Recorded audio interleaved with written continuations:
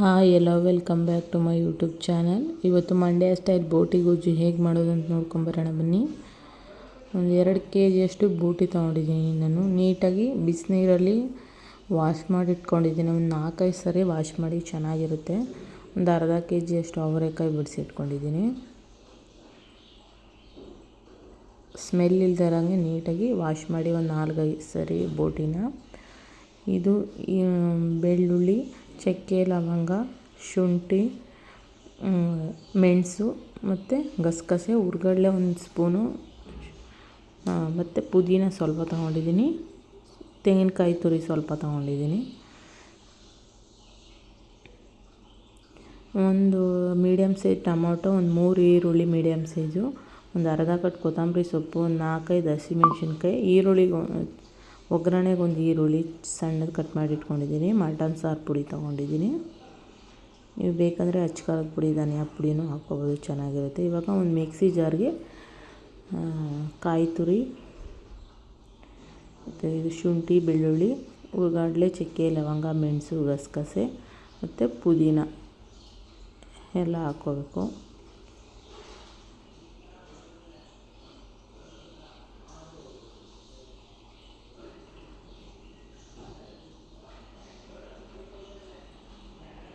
ಮೆಣಸಿನ್ಕಾಯಿ ಹಾಕ್ಕೋತಾ ಇದ್ದೀನಿ.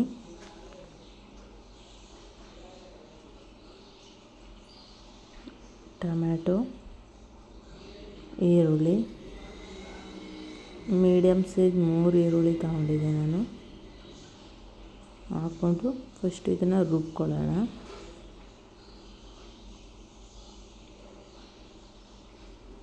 ಸ್ವಲ್ಪ ನೀರು ಹಾಕ್ಕೊಂಡು ರುಬ್ಕೋಬೇಕು.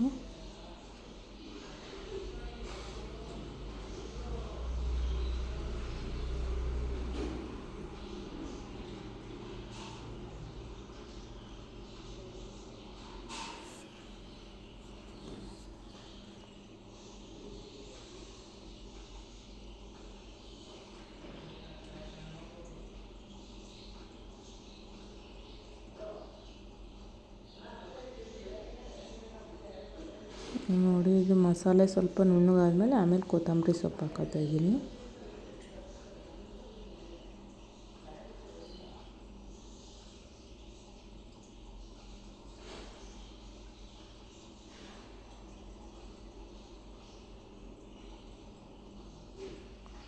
ನೋಡಿ, ಇವಾಗ ರುಬ್ಕೊಂಡಾಗಿದೆ. ಒಂದು ಸ್ಟವ್ ಆನ್ ಮಾಡಿಕೊಂಡು ಒಂದು 3 ಸ್ಪೂನಷ್ಟು ಎಣ್ಣೆ, ಕಟ್ ಮಾಡಿ ಇಟ್ಕೊಂಡಿರೋ ಈರುಳ್ಳಿ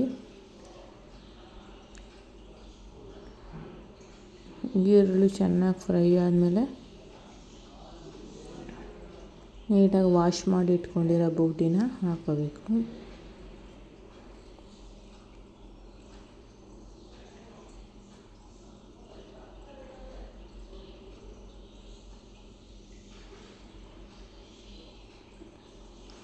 ಹಾಕಿ ನೀಟಾಗಿ ಮಿಕ್ಸ್ ಮಾಡ್ಕೊತಾ ಇದ್ದೀನಿ ಬೋಟಿನ.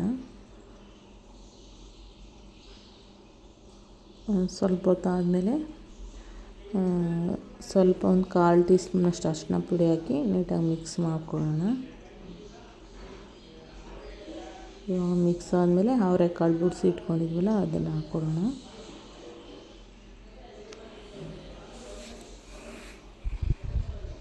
ಹಾಕಿ ನೀಟಾಗಿ ಮಿಕ್ಸ್ ಮಾಡ್ಕೊಳ್ಳೋದು. ಮತ್ತು ಇವಾಗ ಮಟನ್ ಸಾರು ಪುಡಿ ಹಾಕ್ಕೋತಾ ಇದ್ದೀನಿ ನಾನು. ನೀವು ಮಟನ್ ಸಾಂಬಾರು ಪುಡಿ ಇಲ್ಲಾಂದರೆ ಅಚ್ಕಾರದ ಪುಡಿ, ಧನಿಯಾ ಪುಡಿ ಹಾಕ್ಕೊಳ್ಳಿ. ನೀಟಾಗಿ ಮಿಕ್ಸ್ ಮಾಡಿಕೊಂಡು ಇವಾಗ ರುಬ್ಬಿಟ್ಟಿರೋ ಮಸಾಲೆನೂ ಹಾಕ್ಕೊಂಡು ಮಿಕ್ಸ್ ಮಾಡ್ಕೋಬೇಕು.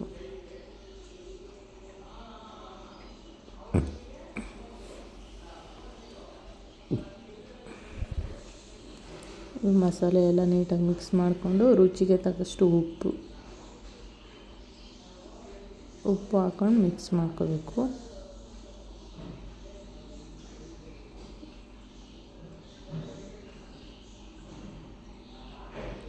ಮಿಕ್ಸ್ ಮಾಡಿಕೊಂಡು ಲಿಡ್ ಕ್ಲೋಸ್ ಮಾಡಿ ಒಂದು 4 ವಿಸಲ್ ಬರ್ಸ್ಕೋಬೇಕು.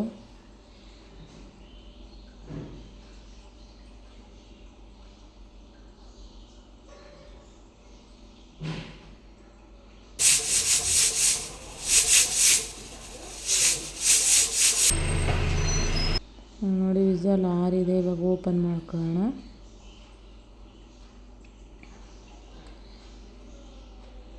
ನೋಡಿ ಬೋಟಿ ಗೊಜ್ಜು ಸಕ್ಕತ್ತಾಗಿ ಬಂದಿದೆ. ಮತ್ತು ಟೇಸ್ಟ್ ಕೂಡ ಅಷ್ಟೇ ಸಕ್ಕತ್ತಾಗಿದೆ. ನೀವು ಒಂದ್ಸರಿ ಟ್ರೈ ಮಾಡಿ ಮನೇಲಿ.